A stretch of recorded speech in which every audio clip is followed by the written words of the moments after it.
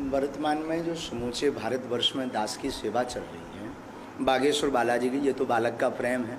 हम कोई सुपरस्टार नहीं, एक जो है साधारण से एक गुरु के चेला है। प्रथम बात तो यह है। दूसरी बात, विदेश की धरती पर जाने का ध्येय भ्रमण करना अथवा घूमना नहीं है, अपितु वहाँ भी सनातनीय संस्कृति की सोई हुई परंपरा को पुनर्जीवित करके जागृत करना है। इसलिए जा रहे हैं, ना कि कोई ऐसा ध्येय है कि विदेश में हमारी महिमा हो या धाम। बागेश्वर बालाजी और सन्यासी बाबा की महिमा और राम की महिमा तो संपूर्ण विश्व में है। जहाँ जहाँ हवा है वहाँ वहाँ पवन पुत्र है। तो विदेश जाने की कोई भूमिका नहीं, सिर्फ यही भूमिका है कि अंदर मरे हुए सनातन को, जो अंदर सोया हुआ उनके सनातन है, मरा हुआ सनातन नहीं, जो सोया हुआ सनातन है, उस सोए सनातन को जगाने का दास का प्रयत्न है। जो सनातनी है वह उनको जगाएंगे, राम से जोड़ेंगे। भारतीय परंपरा, वैदिक परंपरा जो प्रायः लुप्त हो गई, विदेश में जाकर के पाश्चात्य सभ्यता में जो इतने लिप्त हो गए कि हमारी भारतीय संस्कृति, भारत के संतों के आदर्श, उनके जीवन के आदर्श, माता पिता की सेवा, गुरुजन गौ माता की सेवा करना जो भूल गए, उसको पुनः जगा करके उनमें वो बीज बोना। बीज तो बुआ है, उसको और अंकुरित करने के लिए जल पानी खाद पानी की व्यवस्था करने जा रहे हैं।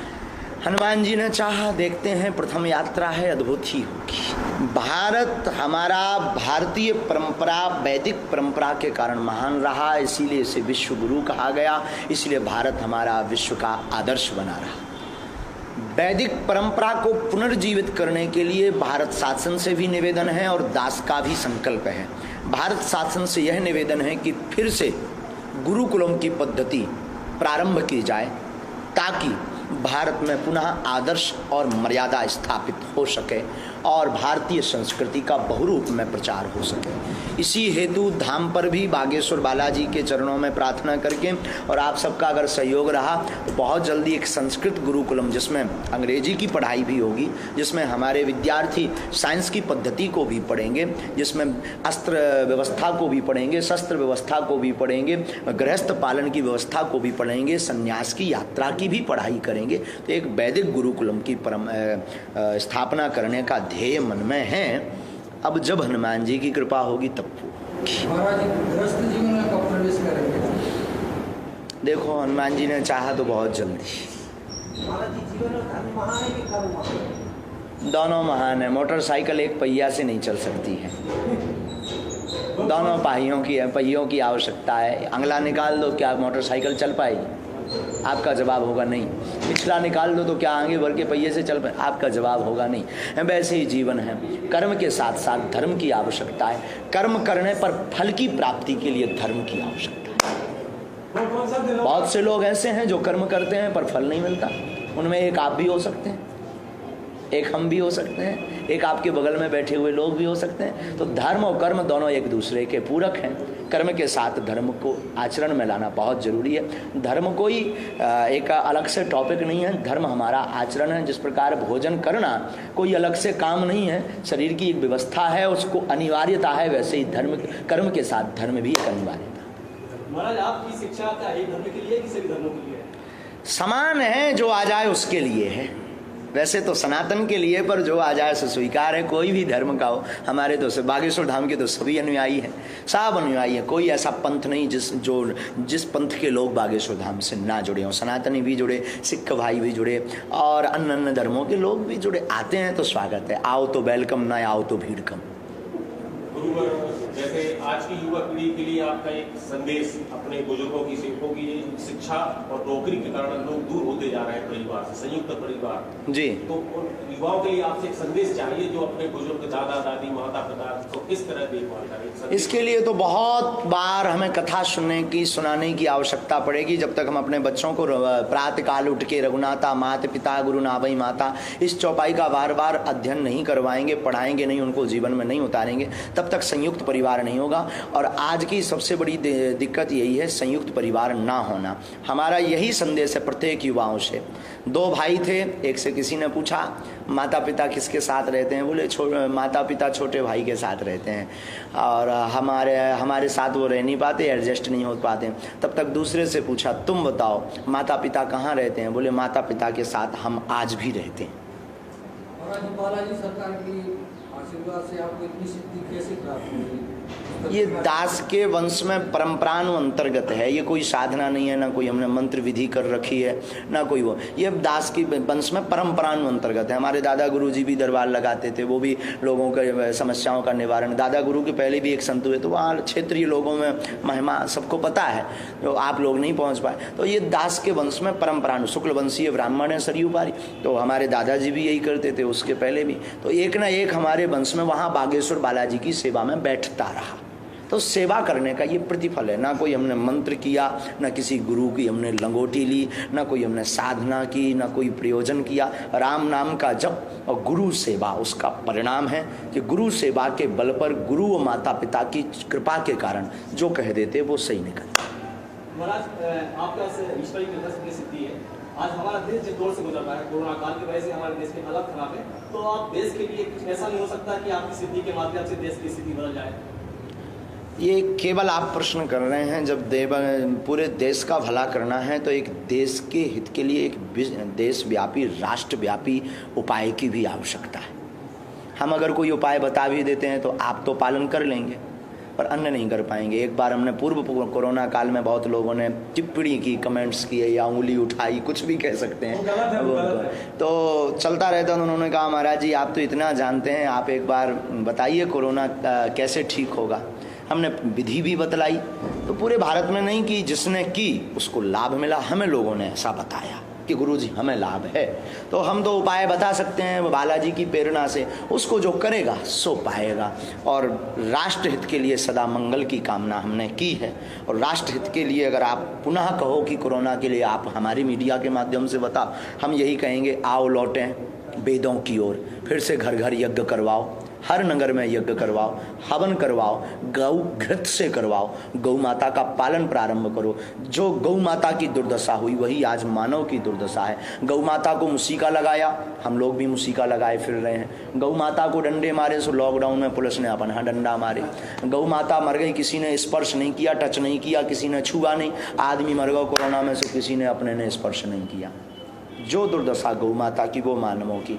अब ये राष्ट्रव्यापी विषय है, राष्ट्रव्यापी प्रश्न है, ये राष्ट्र के लोग इसका अनुकरण करें तो हमारा राष्ट्र इस महामारी से बच सकता है, ऐसा हमें विश्वास है। नई पीढ़ी के लिए यही कहना है कि नशा से बचो।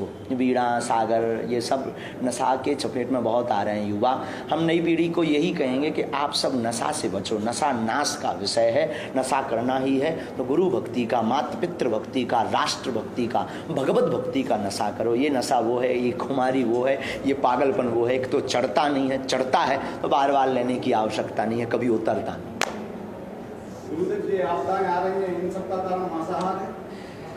लगभग सब कुछ, बदलती हुई परिस्थिति, बदलते हुए विचार, धर्म कर्म से दूर होना, माता पिता का परित्याग करना, गौ माता पर अत्याचार करना, धर्म के खिलाफ, संतों के खिलाफ षड्यंत्र रचना, सच्चे लोगों के ऊपर निर्दयता का व्यवहार करना, गरीब दीनहीन भक्तों को निर्दयता के साथ मार करके महाराष्ट्र जैसे राष्ट्र में, प्रदेश में 2-2 संतों की ऐसी हत्या कर देना, ये सब जुड़ करके मांसाहार, हिंसा करना, जीवों के ऊपर दया ना करना, बढ़ता हुआ नशा और केमिकल युक्त दवाइयाँ युक्त सब्जियाँ, भोजन में शुद्धिकरण नहीं, भजन में शुद्धि नहीं। आप कभी दरबार आइएगा तो हमारे रूल्स फॉलो कीजिएगा। लहसुन प्याज मांस मंदरा बंद करना पड़ेगा, तभी वेलकम होगा। इससे बड़ा कोई प्रयत्न नहीं हो सकता, क्योंकि आपका आप मिलना चाहते हैं हमसे, आप अर्जी लगाना चाहते हैं, आप चाहते हैं चमत्कार। हम भी चमत्कार के भरोसे, आप चमत्कार को पाने आए हैं और हम भी इस सिद्धांत में जी रहे हैं कि आप अगर चमत्कार पाने आए तो हम भी आपसे कुछ लेना चाहते, वो शाकाहारी बनाना चाहते। वाह, बहुत धन्यवाद। कथाओं से, माता पिता की सेवा से, गुरुकुलम से, गुरुजनों की आदर्शों को मानकर, और जगह जगह नुक्कड़ जगह पर, घर घर में रामचरितमानस के पाठ से।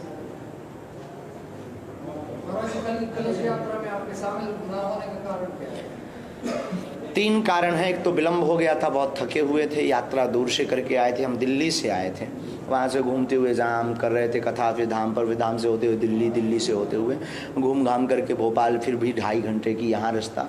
तो एक कारण ये था। दूसरा कारण है कि विगत पिछली कथाओं की कलश यात्राओं में अत्यधिक भीड़ होने के कारण भगदड़ मचने की संभावना। तीसरा, लोग जहां हम चलते हैं वहीं आसपास बहुत ज़्यादा घिर जाते हैं, कुछ सेल्फी वाले, कुछ दर्शन वाले, कुछ भक्त। तो हमारे कारण कई लोगों को असुविधाएं होती हैं। 2-3 जगह गिरने जैसी घटनाएं हमारी नज़र में आई हैं, चप्पलन मचने जैसी घटनाएं हमारी नज़र में आई हैं। तो हमें लगता है कि हमारी सूक्ष्म उपस्थिति उसमें मानी जाए, हमारे कारण किसी को असुविधा ना हो, ये मूल कारण। पीढ़ी दूसरे रास्तों में भटक रही, लेकिन आप तो बहुत कम उम्र से आध्यात्म को पकड़ा है, तो क्या कारण था? केवल आप हमको क्यों लेके चल रहे हैं? हमारे भारत में बहुत से ऐसे लोग हैं जो कम उम्र में आगे बढ़े हैं। हम इसको लेकर यही चलेंगे कि हम शायद ये तो नहीं कह सकते, पर यही कह सकते हैं कि जिस प्रकार दास का जीवन चल रहा है, वैसे भी आप अपने जीवन में अगर बहुत कुछ प्राप्त करना चाहते हैं तो स्वामी विवेकानंद, आचार्य विवेकानंद, अथवा फिर रामकृष्ण परमहंस, जगतगुरु तुलसी पीठाधीश्वर, और भी भारत में ऐसे महान संत हुए, मलुक पीठ वाले पूज्य महाराज जी, और भी ऐसे अनेक संत हुए। अपने जय जय सरकार फतेहपुर वाले अपने पास में ही है। इन महापुरुषों के आदर्शों को, जीवनियों को पढ़ करके हम अपने जीवन काल में बढ़ सकते हैं। और यही कह सकते हैं कि बचपन काल से अपने बच्चों को लगन जरूर लगाओ राम से, आपका बच्चा बहुत नाम करेगा। महाराज, दर्शन करने बागेश्वर धाम बहुत श्रद्धालु पहुंच रहे, काफी भीड़ हो रही है, वहाँ पे कोई स्टेशन नहीं है और लोग बाग मतलब वहाँ पे पहुँचने के लिए परेशान भी हो रहे हैं जी। आपके पास काफी मंत्रियों का आना जाना है, केंद्रीय मंत्री भी आते हैं और अपने प्रदेश के मंत्री भी पहुँचते हैं, उनसे आपने संदर्भ में चर्चा नहीं की? वहाँ हम कभी किसी से कोई अपेक्षा नहीं रखते हैं, बांटने वाले गुरुओं में से एक हमारा स्वभाव। आप भी सामने बैठे हैं तो हम कभी किसी को ये नहीं कहते कि आप कुछ दो, हम ये कहते हैं तुम में जितनी ताकत हो हमसे लो। और जब हम तुम्हारे ऊपर बालाजी से प्रार्थना करके तुम्हारे ऊपर कृपा करवा रहे हैं, कभी तुमको खबर आए तो कर देना। हम अपेक्षा वालों में से नहीं है, ना अपेक्षा रखते हैं। अपेक्षा एक हमारी हनुमान जी से, किसी को अच्छा लगे या बुरा लगे, अपेक्षा एक हनुमान जी से। ना हम व्यक्तिगत कोई काम बताते हैं, ना सार्वजनिक कोई काम बताते हैं। उसके लिए हमारा बागेश्वर परिवार बहुत बड़ा है। हमें अपने बच्चों पर गर्व है, अपने प्यारे शिष्यों पर गर्व है कि वो दिल खोल करके हमें समर्पित होकर के, हमारे मुँह से निकलता है कि हमें गाड़ी लेनी है, वो 2-2 खड़ी कर देते हैं। हमारे मुँह से निकलता है हमें 108 बेटियों का विवाह करना है, वो 200 बेटियों का धन लेकर के आ जाते हैं। तो हमें लगता है कि अच्छा, विषय ये भी है कि हम जिस दरबार में बैठे हैं वो दाता बना बैठा हो, हम भी किसी से मांगे, तो ये विरोधाभास। जी, यहाँ भी की जगत गुरु जी जी। हाँ, ये भी शिष्य परंपरा चल रही है। कहते हैं गुरु की बापोती पर चेला की बापोती होती है, गुरु के स्थान पर चेला का।